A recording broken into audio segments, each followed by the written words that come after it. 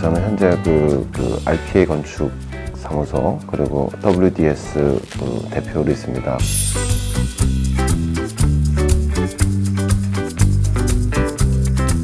건축을 공부하면서 그냥 이렇게 짓는 뭐 이런 방식보다는 인문학, 철학 이런 거를 너무 많이 공부를 했어요. 그게 어떻게 보면 폭넓게 사실 모든 거를 다 접목시킬 수 있는 토대를 좀 마련해 주지 않았나 생각이 들고요. 뭐 미술 작품이 됐건 뭐가 됐건 이거를 계기로 굉장히 많은 이야기를 풀어갈 수 있어서 상당히 뜻깊은 것 같습니다. 저는 영상예술학 박사 석수선입니다. 플러스 디자인 회사를 운영하고 있습니다.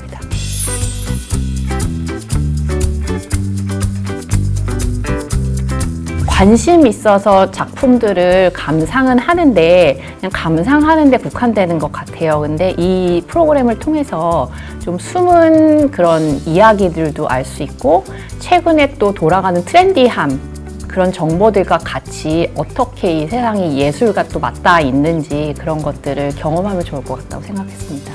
저는 만 30년 사진기자 일을 한 사람입니다.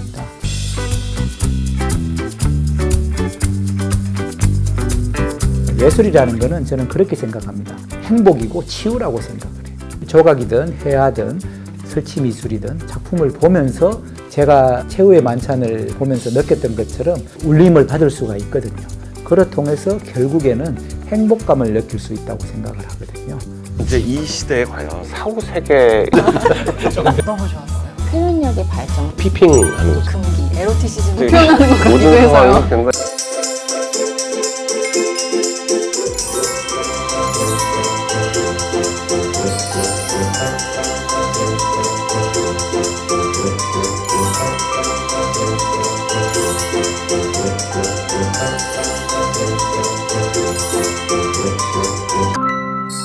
안녕하세요. 미술로 보는 세상 시작합니다.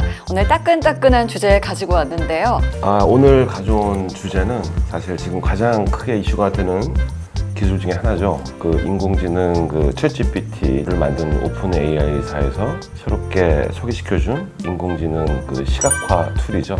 소라라는 것입니다. 인공지능이 화두가 되게 된 이유는 2022년 12월에 공개한 챗 GPT라는 인공지능 때문인데요. 이게 왜 화제가 됐냐면 기존에는 있는 데이터에서 그냥 반복적으로 데이터를 추출해냈다고 하면 오픈 AI에서 개발한 챗 GPT는 생성형 AI라고 해서 기존에 있던 그 자료들을 바탕으로 새로운 텍스트, 그다음에 이미지, 영상까지 만들어낼 수 있게끔 개발을 했는데요. 사실 2022년 12월에 발표했을 때 단 2달 만에 사용자가 1억 명이 되었다고 해요. 이것은 역사상 가장 빠른 기록이라고 하고 있고요. 근데 그거가 더 진화해서 최근에 소라라고 새로운 이미지를 통해서 동영상을 만들어주는 그 생성형 AI를 발표했어요. 아직은 시험 단계이기는 하지만 굉장히 화제가 되고 있습니다. 정말 낯선 세계 그 자체인데요. 소라는 그럼 어떤 거예요? 사실 챗GPT는 말 그대로 이제 문자 베이스의 인공지능 프로그램입니다. 이걸 베이스로 이것을 동영상화 시키려고 하는 시도를 많이 했었는데 이게 너무 많은 데이터가 필요하고 또 너무 많은 연산 과정이 필요하기 때문에 상당히 좀 이렇게 많은 실수와 오류가 많이 났었어요. 근데 요번에 공개한 소라는 정말 너무너무 놀라울 정도로 정교하게 지금 이거를 만들어냈죠. 이거는 오픈 AI에서 공개한 샘플 영상 같은데요. 정적인 이미지를 움직이는 이미지, 동영상으로 만들어줄 수 있고요. 또 영상의 뒷부분이 없는데 이것도 앞과 연결해서 만들어달라. 혹은 해상도를 높여달라. 다양한 기능들을 가지고 있고요. 다만 아직까지는 정확도는 떨어지지만 그것이 완성도가 높여지는 데에는 그냥 시간이 필요하면 다 해결될 수 있을 거라고 생각이 됩니다. 근데 여기서 굉장히 놀라운 것은 사실은 기본적으로 우리가 3차원이라고 많이 말을 하잖아요. 3차원이라는 것은 소위 말해서 XYZ라는 그런 공간적 뎁스가 있는 거고 거기에 시간이라는 개념이 주어져가지고 우리가 시공간이라고 말을 하죠. 그게 사실 우리가 사는 3차원 공간인데 지금 우리가 보고 있는 이 소라에서 보여지는 것은 굉장히 2차원적 자료를 가지고 3차원의 효과를 낸 겁니다. 사실은 이제 그 전에 이제 우리가 어떤 기술이 있었냐, 사실 이제 뭐 3D를 만들어내는 디지털 기술이 있었기 때문에 그게 이제 3D 그래픽도 만들고 뭐 이런 것들을 많이 만들어내지 않습니까? 그래서 사실 여기서 일어나는 공간에서 일어나는 여러 가지 어떤 뭐 물질적 특성이라든지 공간적 특성을 나타내려면은 그 모든 값을 사실 다 줬어야 돼요. 근데 이거는 그게 아니고 사실은 2차원적 데이터를 가지고 이렇게 굉장히 실제적인 3차원적 효과를 냈다는 것이 너무 놀라운 아까 그 같습니다. 영상에서 보실 때 이게 다 가상이라는 거죠. 네, 실제로 저 연인으로 보이는 사람들이 저런 눈 오는 데를 걸어가고 그렇죠. 산책을 하고 그렇죠. 했다는 게 아닌가라는 거잖아요. 저렇게 되면 진짜와 가상 이 구별이 어떻게 나중에 해야 될지 맞아요. 어떤 것까지 진짜라고 해야 되고 맞아요. 어떤 것까지 가상이라고 해야 되는 네, 건지 네, 네. 이게 진짜 바로 다가오겠네요. 그 혼란이. 그럴 수밖에 없을 것 같아요. 네. 일단 그죠? 기존에 뭐 영상을 찍고 그 위에 뭐 CG를 입힌다던가 그거는 아시잖아요, 이해하시잖아요. 근데 여기는 다 새로 다 만들어진 명령어만 준 겁니다. 네, 텍스트로. AI에서 텍스트 기반을 뭐 플롯과 세계관, 캐릭터를 다 입력값을 넣어서 그게 정말 그렇죠. 가시적으로 영상으로 그렇죠. 만들어지는 과정을 맞아요. 보여주는 그렇죠. 서비스들도 있더라고요. 그렇죠. 이렇게 뭐 루이스 같은 경우도 저도 봤는데 그 과정이 어떻게 돌아가는가 솔직히 안 와닿거든요. 네, 네. 프롬프트라는 명령어에 대해서 좀 어렵게 느껴지는데요. 사실 저도 맨 처음 프롬프트라고 이 단어를 알게 됐을 때는 저희가 코딩을 배운다거나 그냥 배우진 않아서 봤을 때 정말 외계어같이 막쫙 글들이 나열되어 있었잖아요. 정말 텍스트들이. 그런 게 아니라 그냥 우리가 대화하듯이 그냥 어떤 설명을 하면 되는 거예요. 앉아있는 머리가 긴 하얀 얼굴의 여자를 그려주세요. 거기에 계속 상황들이라든지 수식 어구들이 붙는 거죠. You can get on my boat and make it rock, yeah, side by side, left and right, take it slow, yeah, baby, come on, do it just right, and side by side, left to right, take it slow, yeah, baby, come on, do it just right, yeah.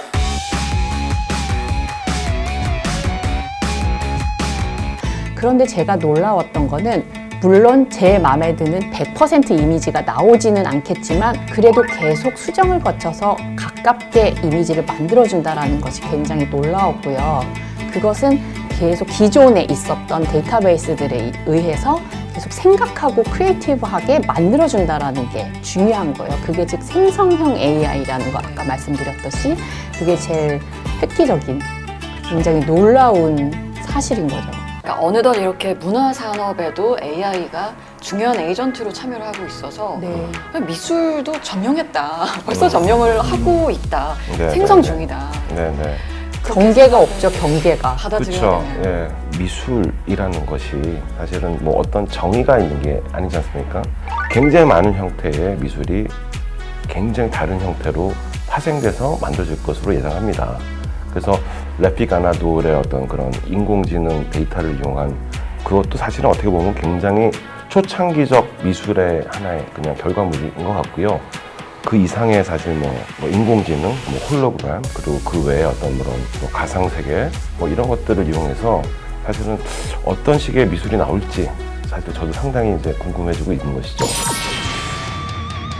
이런 AI가 참여하는 미술 세계의 변화 어떻게 받아들이세요?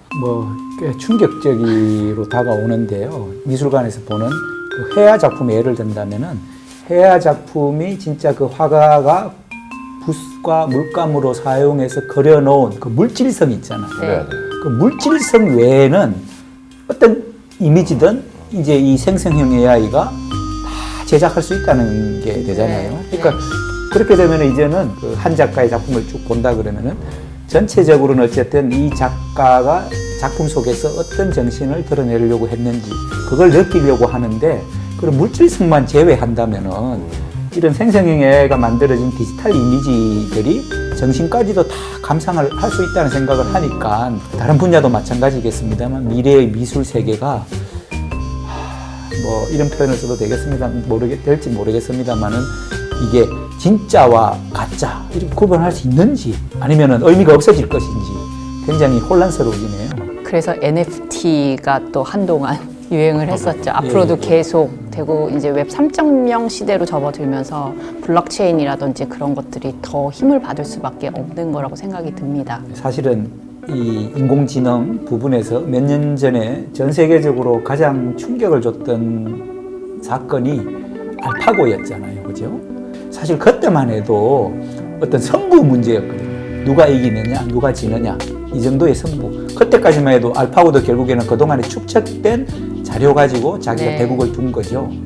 근데 이제는 생성형이라는 네. 거. 네. 네. 그냥 축적된 자료를 넘어서 창조를 해내는. 네. 수준이라고 하니까 무서워요. 무섭습니다. 그만 생성 좀 했으면 좋겠다는 네, 마음이 그만 들 때도 생성했으면 있고요. 좋겠다, 멈췄으면 좋겠다 이런 생각까지 드는데 이렇게 되면은 내가 화가라면은 여기서 뭔가 이렇게 창의력이 안 떠오르는 거예요.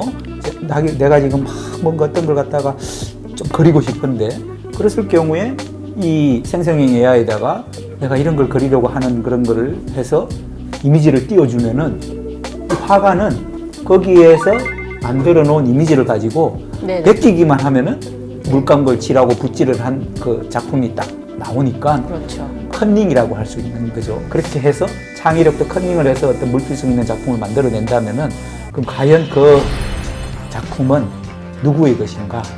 이게 이런 이제 논란이 벌어지겠네요. 곧. 그렇죠. 이제 결국은 이제 그 창작이라는 거, 그리고 창작자, 그리고 창작자의 롤, 그 롤의 범위, 뭐 이런 것들이 좀 다시 좀 재정립이 좀 돼야 될 것 같고요.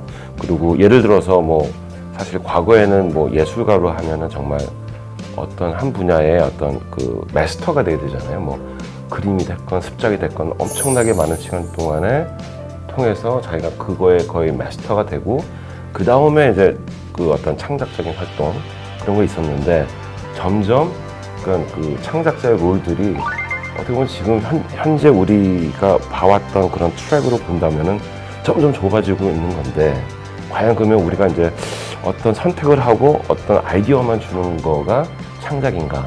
그 창작적인 아이디어의 어떤 가치도 이제 뭐 등급을 매길 수 있겠지만 사람이 할 수 있는 롤들이 많이 축소가 되는 것 같아서 좀 어떻게 이게 변화가 될까? 참 그런 거에 굉장히 궁금합니다. 저희가 미술 얘기를 하고 있으니 이제 AI가 미술관으로 갔다라는 걸로 돌아가 보면 네. 이제 뭐 레픽 아나톨 저희가 얘기를 나눴지만 그 이후에 미술관의 미래는 어떨까에 대한 궁금증도 생기게 되거든요. 신기술들이 만들어낸 그 프로덕트 자체가 아주 예술적 가치가 있다라고 보기엔 좀 아직은 힘들 것 같아요. 이런 가능성을 많이 보여주는 거고 사실은 오히려 뭐 그 새로운 시도들 있지 않습니까? 뭐 고호나 뭐 이런 것들이 이제 공간에서 다 프로젝션이 돼가지고 마치 자기가 고호가 만들어낸 공간에 들어가서 관찰자가 아니고 경험자가 되는 경험이기 때문에 그런 것들은 상당히 재미가 있다고 보고요. 제가 이제 책을 통해서 미술 관련 책, 아주 도판이 좋은 인쇄가 잘 된 책, 그리고 크기도 큰 책을 통해서 그 미술 작품을 많이 보지만 그 작품을 실제로 보는 거하고는 아무래도 차이가 크거든요. 그게 어떻게 보면은 그 작품이 가지고 있는 물필성 덕분이거든요. 진짜로 보면 내 눈으로 보는 색, 그리고 물감의 그 두께라든가, 그리고 붓질한 흔적이라든가 그런 걸 이제 직접 가까이 보고 그리고 좀 멀리서도 보고 계속 오래 이렇게 보고 각도도 달리해서 보면서 그 물질성을 느끼면서 감동을 좀 다르게 책에서 보는 거 다르게 느끼는 거니까 미술에서 한정해서 본다면은 아무리 이렇게 물론 이제 창의 제작이라는 측면에서는 다시 생각해 봐야 되겠지만 인간에게 감동을 주는 그런 부분에서는 한계가 있지 않을까 하는 그런 스스로 위로를 한번 해봅니다. 그런데 이 현대사회에 들어오면서 이 기술의 발전으로 인해서 새로운 미술의 그 장르가 생겼잖아요. 미디어 아트라고.